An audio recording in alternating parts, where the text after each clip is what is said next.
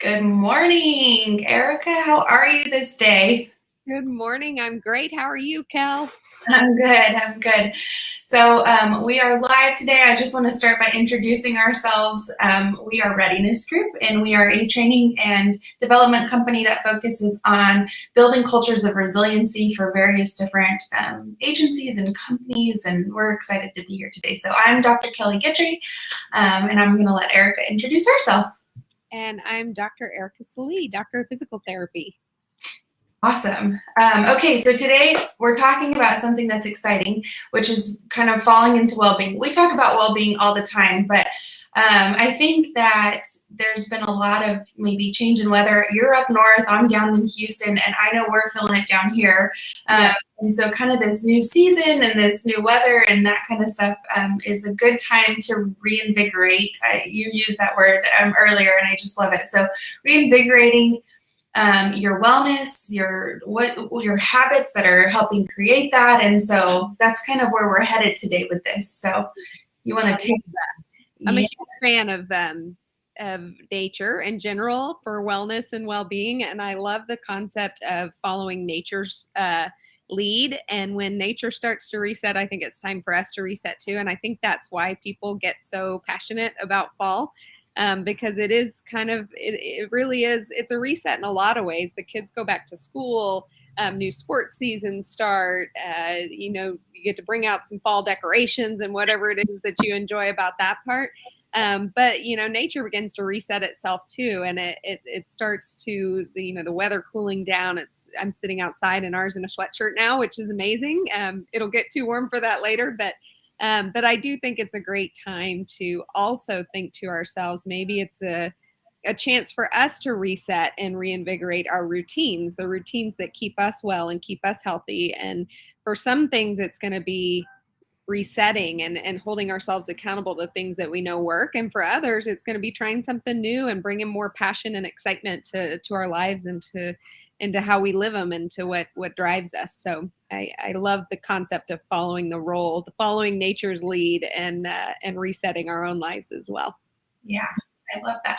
So what are some things, I think this is a broad topic. And so I think giving some specific details is helpful, because it's like, okay, just look at it all and just do something different. No. Like getting more intentional about it, or really looking at what am I already doing that maybe I can just tweak a little bit or make it a little bit better or something like that. But any ideas on ways that we can take a broad topic and get a little more specific with it? Yes. Yeah, I think, you know me, I always go back to habits and routines, and not that works for everybody, but that it is something that you are what you repeatedly do, is that quote that everybody loves, and it's true. But finding routines and habits that speak to you is the challenge, right? Because I think too often we try to hold ourselves accountable to habits that we should do. And then we fall out of practice with them because it's not something that inspires us. You know what I mean? And it's not something that we see the noticeable benefits of. And so when we talk about reinvigorating your routine, I think it really comes down to, realigning with your why, with what your purpose is, your passion in life, what you want to get out of your life, and realigning that, bringing that back front and center and going, okay, how is my routine contributing to my ability to chase this why, to live this life of passion, right? And too often, I think we will look at that routine and go, it's not contributing at all. Like, I'm not even following a routine or whatever the case might be, because life has just gotten in the way and it's gotten busy. And so I think it's great to think of fall as a good time to reset and bring that why back front and center, and saying to yourself, okay, my why, for example, my why is live an adventure, right? My why is living adventure. And I have been off the track lately with putting my health first, because I've been so busy with work, and I've got a 14-year-old kid who's into everything under the sun, and a 10-year-old who is as well, and a husband who travels all day. And I put all of that forward and in front of my own personal health and well-being. Well, my why is living adventure. I can't live adventure if my own health isn't front and center, right? And so I'm right now trying to reset my own routines and reinvigorate my own routines so that I put those things forward so that I can continue to live the life of adventure that I want. You know what I mean? And so I think that's one way of thinking about it, is that becomes very personal to you, is what is my why? How can I bring that front and center? And how can I create a routine throughout my days that contributes to that why every day? You know? Yeah, I like that. And the one guarantee that we know in life is that things will get in our way. So, so I think it's also about knowing that, embracing it, right? Life is going to throw you curveballs. And I think the last 2 years, we can definitely attest to curveballs have been aplenty.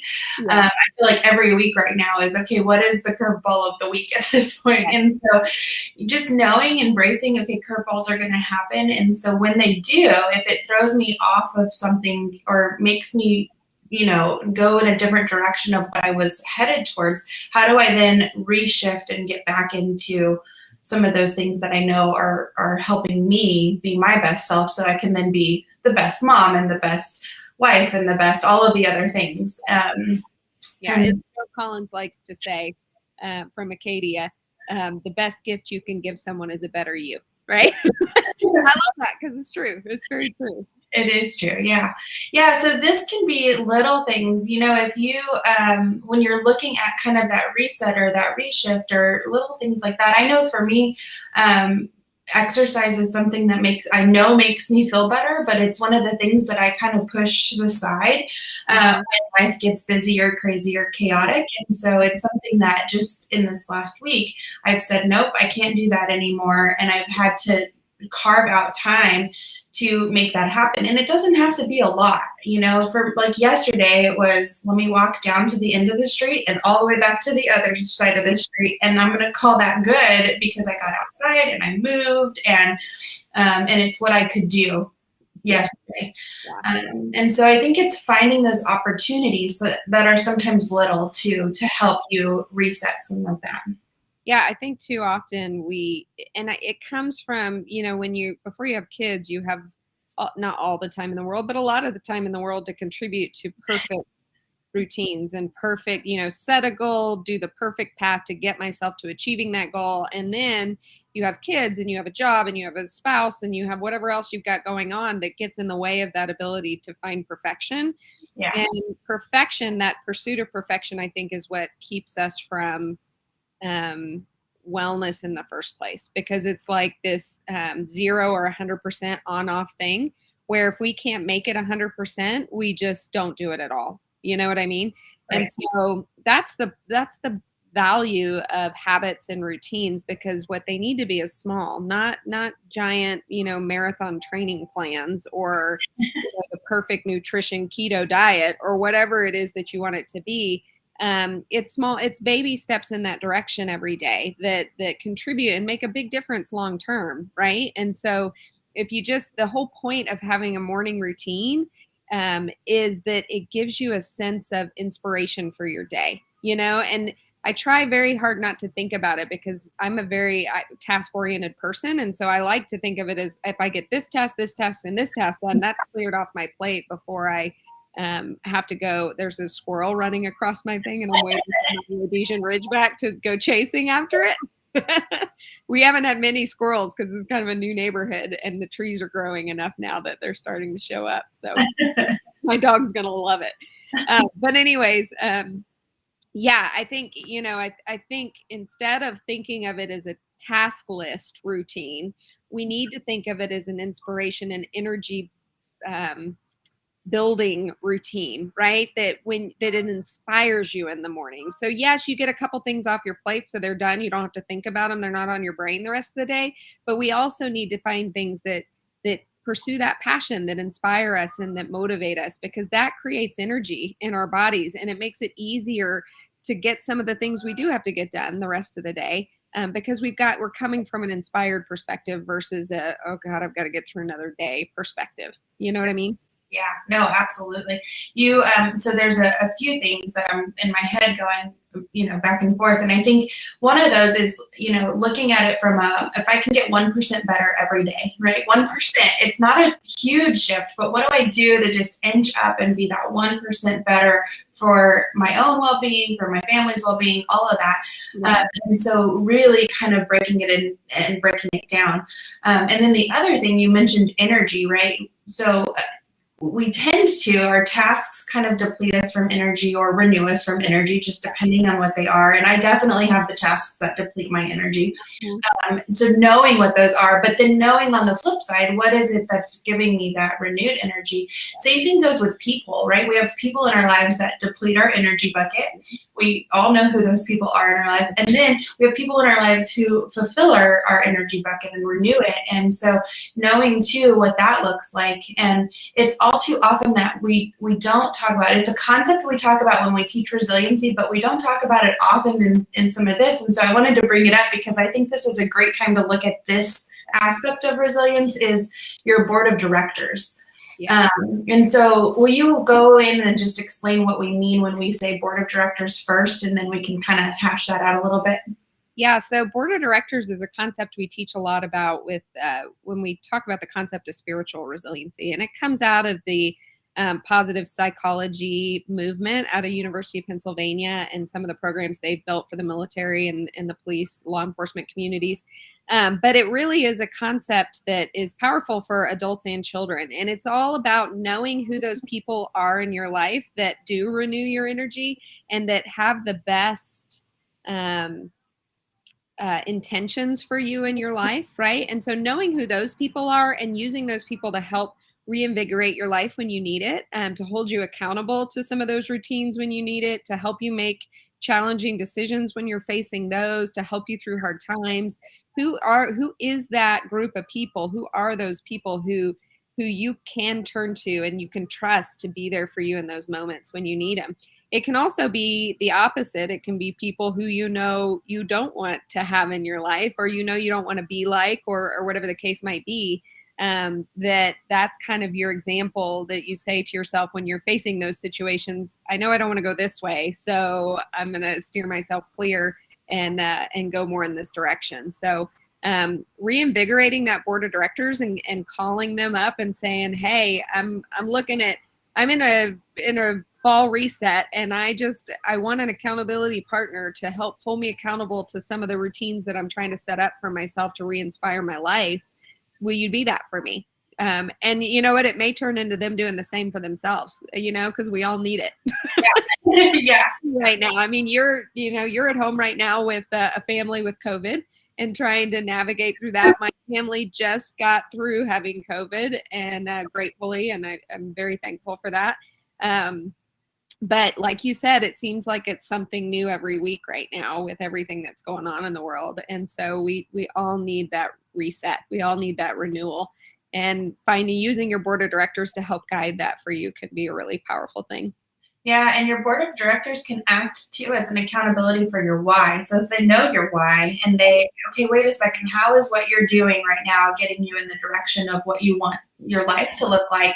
They can be that person. So these people that are on your board need to be people that you trust to give you honest feedback, even when it maybe is not what you want to hear.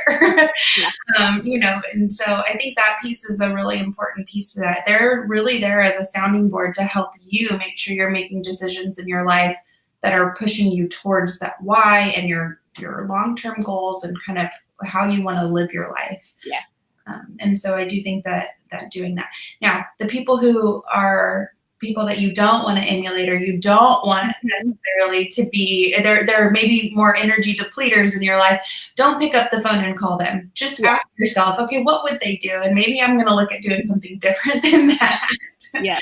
So this can be motivation too. If you see your life going in a direction towards what you don't want to be based on the model that maybe they've given you, or however those people apply in your life, that can be motivation to say, that's not the way that's not the path I want to walk down. I need to take the fork in the road here and start heading a different direction, Yeah.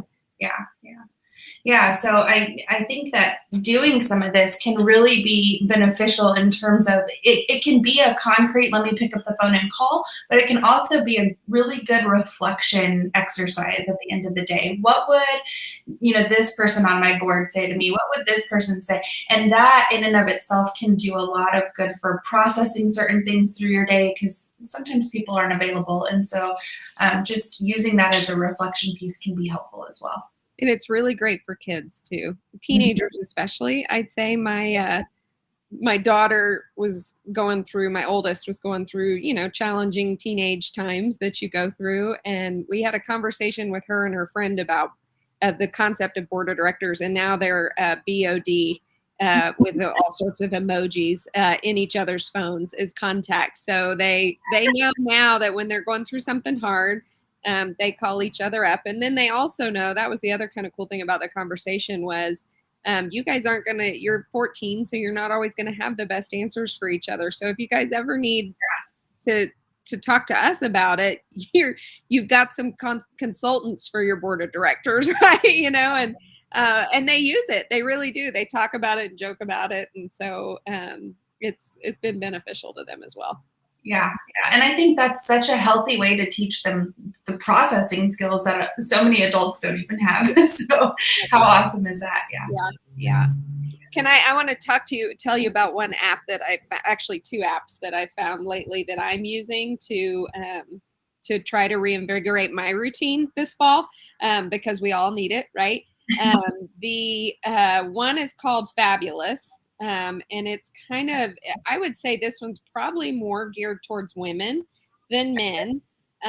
But you go through and it starts you on this kind of journey towards inspiring routines. And so like literally the first morning, has the first 3 mornings, they just focus on drinking a glass of water in the morning, which I'm terrible about. I get up and I shower and do my thing and then get coffee, right? And it actually has made a bit of a difference for me.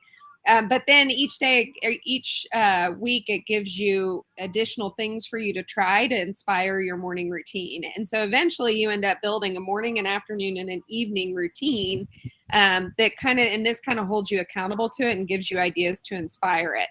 And so you try them out, and if it works, you keep it in your routine. If not, you try something different. But it's kind of a cool way if you want to spice things up a bit and change things around a bit. It's a good thing to use. And then the other one, for men, I would say it's probably a little better for men. It's called Stoic. And it's all black and white, but it's got a lot of cool quotes about it. And it just it asks how are you feeling, and if you're whatever, based on that, it gives you recommendations to alter your routine and alter your mental health. And so it would have to be a person who, would spend the time engaging in those activities, but it's something you could try if you really want to really spend a month or two evaluating your mental energy, your mental health, and finding different strategies when you're feeling that you need to replenish it. It gives you activities and ideas for you to try to see if they work for you, so that you can kind of renew your energy, so you're more have a little more energy throughout the day. So kind of cool. Stoic and Fabulous. Yeah, I was gonna try to drop links, but I have to download them first. So I will drop links in the comment section. Yeah, it's kind of cool. If anybody tries it out, let us know what you think, because I'm loving the Fabulous one so far. It's kind of it's an adventure themed, which is my why. So I think that's why I kind of migrate to it. But it's all about, it gives you a map for your journey, and it eventually you finish up with a pretty solid set of morning, afternoon, and evening rituals that re-inspire your day. So we'll see where I end up. Maybe we'll talk about it again later. Okay, awesome. Well, anything else you want to just add into this fall into wellness discussion before we wrap it up? No, I think just, take the time to be out in nature and to feel the renewal that is going on in the world around you. Take time to be present for that, and to experience that, and then to bring that into your own life, and renew and reinvigorate. Open your windows when the weather's nice, sit outside when the shade's out, enjoy the breeze, enjoy the rain, and allow that to re-inspire your own life, because I think that's what's so wonderful about fall, and it's what people enjoy so much about fall. So take the time this fall to just really experience that and embrace that and use it to inspire your life. Yeah, I love that. I'll share this with you. So during COVID, or during when the pandemic first happened and everybody was on lockdown, my husband built a swing in our front yard. And the baby has COVID right now, and so he's been a little bit fussier than lately. But the one place he doesn't fuss at all is out there on that swing underneath the tree with the breeze going, and so I have a feeling the swing's going to get a lot of use this week. Yes. But it speaks to the healing and calming, of nature, and just kind of, even with babies, kind of, they know, like, okay, I'm outside, I don't have to be like it, and just all of it. And so nervous system, and they're, we talk about this all the time, but babies are fully sensory beings, and it's how they experience the world, right? And so when you get them into that environment and they feel that influence on them, it makes a huge difference. Yeah. But I'm so glad he's feeling well despite the COVID, and he has his calming place. He has his own calming place. So maybe that and a bottle of wine, Mom will be okay. There you go. But yeah, so get out and enjoy nature, and I know down here we've gone on walks every day just because it's been so nice outside and not 110 with the humidity index. Yes. So yes. So we will be back in a month. We're going to be talking next month about a concept that we talk about quite often, which is what's on your plate. And so we're specifically going to be talking about clearing your plate, clearing their plate. Let's clear all the plates, right? Let's just figure out ways that whatever is on your plate that's about to overflow, how do I work things off so that I can have the capacity to be present and to do that. And part of that is knowing what jams up your plate to begin with. And so we're going to be talking about that, and I think we're going to have a special guest, so that will be to be announced. Yeah. And to kind of flow into that, just the topic that we've had today, having those healthy habits is a great way to clear your plate. And so it's an interesting concept that I wish we could explore more, but it is, those two go together very well. So yes, they sure do. So, all right, Miss Erica, I will see you on here next month. Awesome. Thanks, Kel. Thanks.